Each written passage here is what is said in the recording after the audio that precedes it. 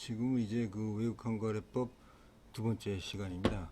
외국환거래법과 백지영법에 대해서 말씀드리도록 하겠습니다. 외국환거래법하고 백지영법이라는 얘기인데, 백지영법이 뭐냐? 백지영법이라는 거는 우리가 법을 위반했을 때에 처벌받는 것이 우리 일반 형법 구조가 돼 있죠. 우리가 어떠한 법에 나와 있는 내용을 위반했을 때 처벌받는 건 당연한 것인데, 지금 외국환거래법의 경우에는 법에 구체적인 내용이 없습니다. 이게 하다 보니까 외국환거래 규정에다가 전부 그 위임을 해놨죠. 그러니까 외국환거래 규정에서 자세한 내용을 설명하고 있기 때문에 이 외국환거래 규정을 위반했을 때 과연 그러면 처벌을 받느냐 하는 게 문제가 되는 거죠. 외국환거래.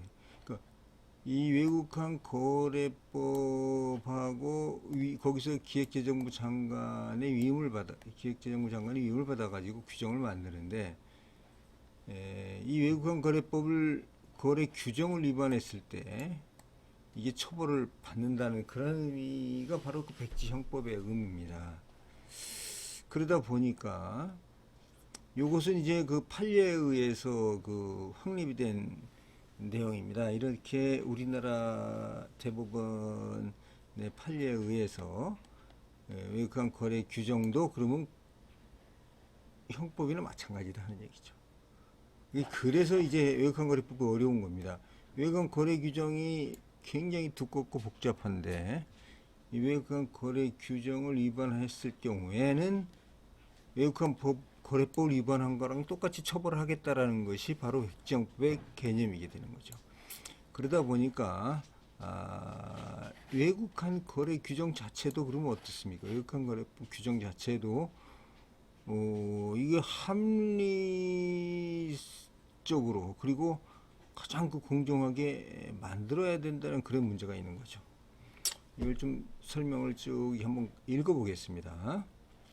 외국환거래법은 형법의 일반적인 예외를 적용받고 있는 백지형법입니다. 그래서 즉 백지수표와 같은 내용이죠.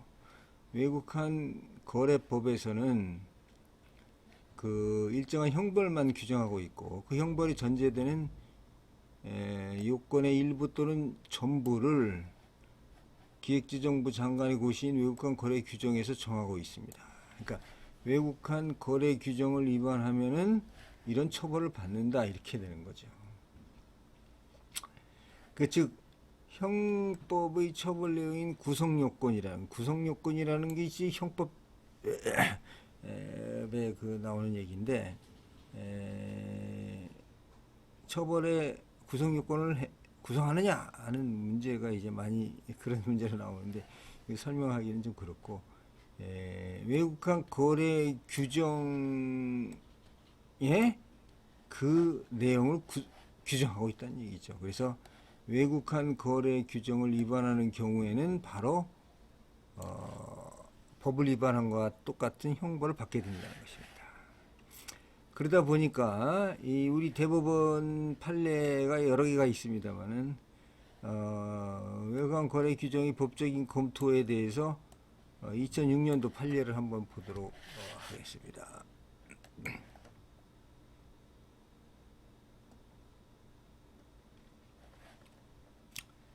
즉 이제 외국환 그 거래 규정이라는 것은 기획재정부 장관의 고시로 수시로 개정이 됩니다. 그리고 그 개정의 절차에 별다른 통제가 없습니다. 일반적으로 시행령 같은 건 국무회의 다 의결을 거쳐야 되지만은 이건 기획재정부 장관이 정하는 거니까 형식적인 그 행정절차법에 따른 의견조회만 거치고 대부분 이게 개정이 됩니다. 그래서 만약에 외국환거래 규정이 개정돼서 종전에 처벌되는 내용에서 처벌이 되지 않는 내용으로 변경될 경우 어떻게 될 것이냐 하는 얘기죠. 그러니까 옛날에는 처벌을 받았는데 이번 처벌이 안 된다. 예를 들어서 과거의 그 형법상의 혼인 빙자 간음죄 같은 경우 처벌됐는데 이것이 이제 법이 개정이 돼서 처벌이 안 되도록 했으면 과거에 처벌된 사람들도 다 그것이 그 무죄가 되는 그런 효과를 보고 있습니다. 이게 신법 우선의 원칙인데 요거에 대해서 요 신법 우선의 원칙은 뭐냐면은 형법 제1조 2항에 나와 있습니다. 그래서 요거는 범죄 후 법률의 변경에 의하여 그 행위가 범죄를 구성하지 아니하거나 형이 국법보다 경한 때에는 신법에 의한다. 그래서 신법 우선의 원칙입니다. 그러면 외국한 거래 규정이 개정이 돼서 종전에 처벌되는 그런 내용에서 처벌이 되지 않은 내용으로 바뀔 경우에도 그러면 이거 똑같이 이 규정을 적용을 해야 될 것이냐, 즉 처벌하지 말아야 될 것이냐. 예를 들어서 신고를 하도록 했다가 신고를 안 하도록 했는데 이 신고를 옛날에 안 했을 경우에는 그러면 무죄가 되는 것이 아니냐 하는 거에 대해서는 이제 학설이 갈리고 있습니다. 요거에 대해서는 그 규정의 변경으로 죄가 되지 아니하는 경우에는 처벌이 되지 말아야 한다는 적극설이죠. 적극설. 요 다수설 이랍니다. 이제 대부분의 교수들이 이런 견해를 가지고 있습니다. 그런데 이 규정의 변경은 정책의 변경이지 종전의 규제의 내용을 무효하는 것이 아니기 때문에 종전의 규정을 위반한 경우에는 종전의 규정에 따라 처벌해야 된다는 소국설이 대립을 하고 있어요. 판례도 이 소국설을 취하고 있습니다. 판례와 일반 정부, 검찰도 다 이 입장을 취하고 있는 것이 되겠습니다. 우리나라 대법원의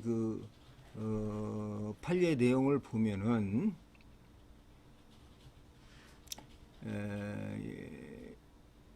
규정의 변경이 사실관계의 변경을 동기로 할 경우에는 처벌하지 않지만은 법적 견해의 변경으로 인한 반성적 고려에 기인한 경우에는 법률적 내용으로 변경으로 보고 있는 거죠. 이걸 보시면 2007년도 판례입니다.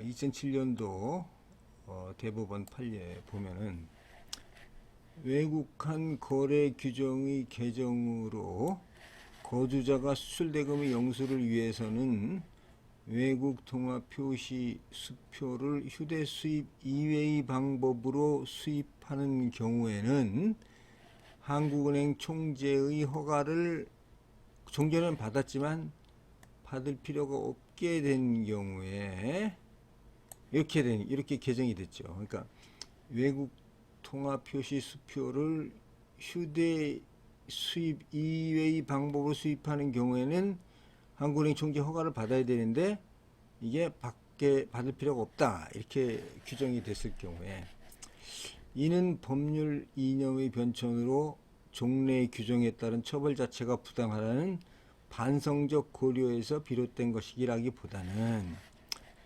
국제 수지 등 경제 사정의 변화에 따라 이를 한국은행 총재의 허가 대상에서 제외하더라도 그 규모에 비추어 외국한 관리 정책에 큰 장애가 된다고 할 수가 없다. 또 외화수표를 수출대금으로 받을 수밖에 없는 영세 수출업체의 편의를 도모하는 한편 한국은행의 업무 처리를 간소화하려는 특수한 정책적 필요에 대처하기 위하여 취해진 조치라고 봄이 상당하기 때문에 외국한 거래 규정이 신설되기 이전에 이미 범하여진 피고인들의 이 사건 이번 행위에 대한 가벌성이 소멸된 것은 아니다. 즉 종전권이 개정이 됐다고 해서 종전에 위반한 이 사건의 위반 행위의 가벌성이죠. 가벌성이 소멸된 것이 아니다 해갖고 처벌하도록 해놨습니다.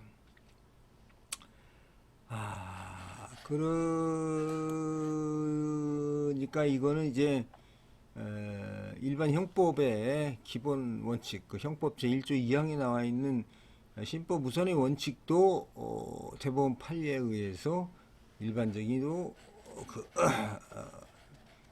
무시가 되는 그러한 결과를 낳게 되는 거죠. 그래서 많은 비판을 받고 있죠. 우리 대법원은 규정의 개정에 따라 범죄 구성 요건이 안 되는 경우에도 이는 신규정에 따라 무죄가 되는 것이 아니고 종종 규정에 따라 처벌되는 판례의 입장을 취하고 있는데, 이는 그 동기의 판단 기준이 애매모호해서 이런 대법원 판례는 법적 안정성을 해야 한다는 비판을 받고 있습니다. 그렇지만은 어쨌거나 현재 법적 처벌 기준이 되는 것은 대법원 판례에 의해 처리되고 있기 때문에 이 부분은 어떻게 고칠 수가 없죠. 다만 이 부분에 대해서 개선하려면 외국환 거래법상 그 부칙이라든가 그런 데다가 새로 바뀐 경우에는 처벌하지 않는다, 이런 표시를, 이런 규정을 신설하기 전에는 이 판례를 무시할 수가 없는 그러한 입장이 되겠습니다. 그래서 이 외국환 거래법이 그래서 굉장히 사람들로 하여금 이 규정 자체를 위반하면 처벌한다는 것이 상당히 가벌성이 높아지고, 또 외국환 거래법을 위반한 사람들이 굉장히 많습니다. 그리고 무역하는 사람들은 보면 다 외국환 거래법 위반이 같이 들어가 있어요. 왜냐하면 어느 정도 위반을 하지 않을 수 없는 그러한 상황이 돼버리는 거죠.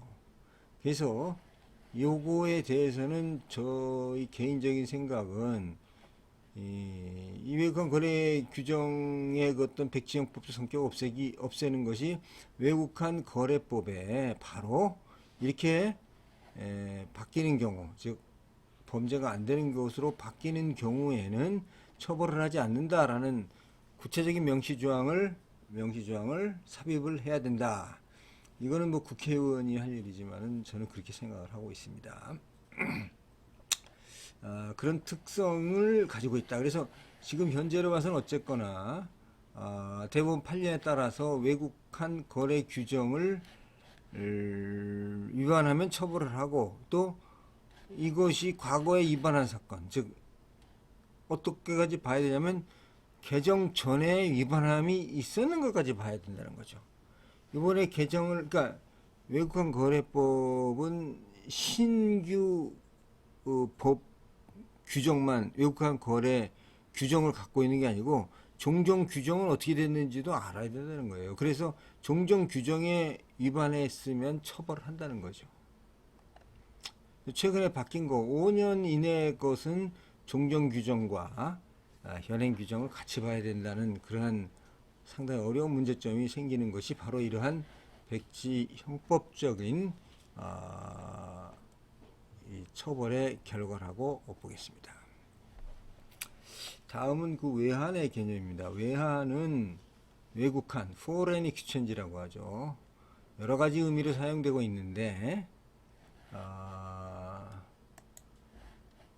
사실은 국내 통화와 외국 통화 사이의 교환, 이게 이제 외국환은, 환이라는 게 이제 익스체인지가 교환을 의미가 하는가 하면은 외국에 있는 거래 상대자와 현금을 직접 수정하지 않고 은행 등 제3자를 통하여 결제하는 제도나 수단을 의미하기도 합니다. 그래서 또한 외환을 외국 통화 동의어로 사용하기도 하고, 외국 통화, 외국 채권 등 모든 외화 표시 금융자산의 의미로 사용하는 경우도 여러 가지 경우가 있습니다. 근데 이제 우리 외국환 거래법에서 말하는 외국환은 뭐냐? 이건 외국환은 뭐냐면, 요거는 외국환 거래의 수단이 되는 대외지급수단, 외화 증권, 외화 채권을 말하고 있습니다. 외화 증권이라는 거는 우리가 이제 증권하고 채권의 차이는 어렵습니다만 증권이란 우리가 발행을 한 거죠. 이렇게 발행을 해서 이것을 그 거래를 하는 것, 외화로 거래하는 것, 외화 채권은 우리가 대외 채무를 외화로 발행하는 거죠. 미국에서 예를 들어서 1억 불을 꾼다. 외화로 꾸는 거죠. 외화 채권이라고 합니다. 이거를 미국에서 꾸는 게 아니고 금융시장에서 외환시장에서 이자율을 정해서 뿌리면 그걸 갖다가 이제 그 사람들이 외국 외화로 사는 거죠. 그래서 외화로 돼 있는 증권과 외화로 돼 있는 채권을 말합니다. 해외 지급 수단이라는 것은 뭐냐면 외국 통화로 표시된 수표, 환어음, 약속어음, 신용장 등 지급 수단이고, 외화 증권은 외국 통화로 표시되거나 외국에서 지급받을 수 있는 국채와 사채 등 모든 채권과 주식을 비롯하여 출자, 지분, 채권, 주식 등에 대한 권리를 부여하는 증서와 수익증권, 이권 등을 전부 말하고 있습니다. 외화 채권이라는 것도 뭐냐? 외화 채권은 외국 통화로 표시되거나 외국에서 지급받을 수 있는 모든 종류의 예금, 그러니까 증권 채권하고 똑같은 개념인데 이게 외국 통화로 표시가 돼 있다는데 차이가 있는 거죠. 외국 통화로 표시가 돼 있어서 바로 이거는 외국화와 똑같은 화폐와 똑같은 그러한 것이다 이렇게 했어요. 외국화는 그래서 다시 한번 보시면은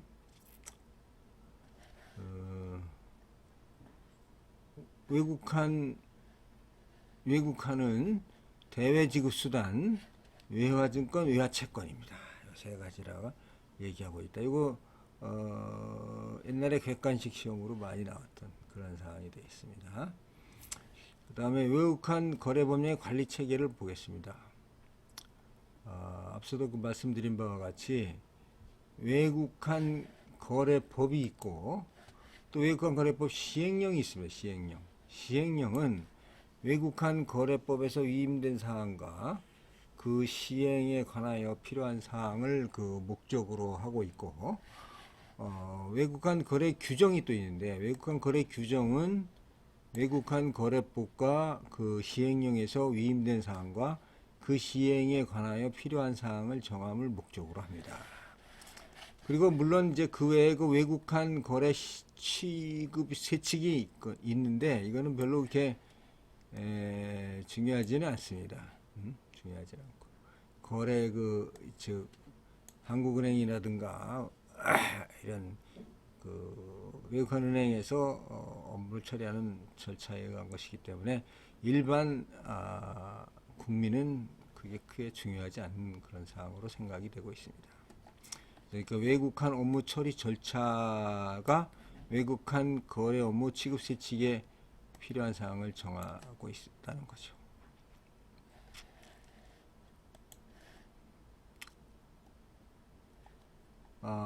일반적으로 이제 보면은 국가 경제의 가장 중요한 그 경제 변수로 보면은 성장과 물가 국제 수지를 들 수가 있죠. 성장과 물가 이건 이제 미시 경제 아니고 거시 경제인데 성장률이 얼마냐, 물가가 얼마냐, 국제 수지 환율이 어떻게 되냐, 이 세 가지가 일반적인 거시 경제 변수로 관리를 하고 있는 사항입니다. 성장률이 높아지거나 물가가 높아지거나 이거 다 영향을 받게 되죠.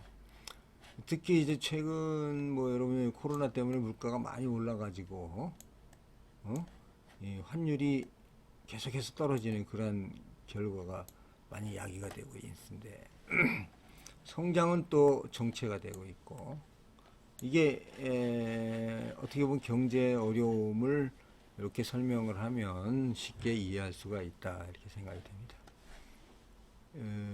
경제 정책이라는 것은 이 각 변수들의 목표를 동시적으로 달성하려는 목적으로 되는 겁니다. 그래서 근데 국제수지 균형을 이루는 것이 그 외국한 국제수지 외국한 정책의 큰 목적입니다. 어떤 나라가 국제수지 흑자를 지속하게 되면은 상대국은 적자를 보게 되는 거죠. 그래서 통상 문제가 야기되고 통화 증발의 문제가 직면하게 됩니다. 국제수지 만약에 적자가 계속되게 되면 적자 보전을 위해서 국내 보유 외환을 충당하거나 보유 외화가 부족할 경우에 외국으로부터 외화 자금을 차입해서 충당해야 하는데 외채가 과다하면 신용도 하락 등 국민 경제에 상당히 영향을 미치게 되는 거죠. 그래서 이러한 문제점들을 효율적으로 관리하기 위해서 외국환 거래법에 따른 여러 가지 규정이 있습니다. 그것이 이제 제일 중요한 것이 환율 결정 제도, 환율을 어떻게 결정할 것이냐, 외환 집중 관리 제도, 한국은행에 집중하고 있죠. 자본 이동의 이동 제한이라든가 대입 지급의 제한이라든가 외국 환율이 문제가 되면 외국 평형 기금을 사용한다든가 하는 수단이 있는데 이거에 대해서는 이제 그 관련한 조항에서 살펴보기로 하겠습니다. 오늘은 여기까지 두 번째 시간을 마치도록 하겠습니다. 감사합니다.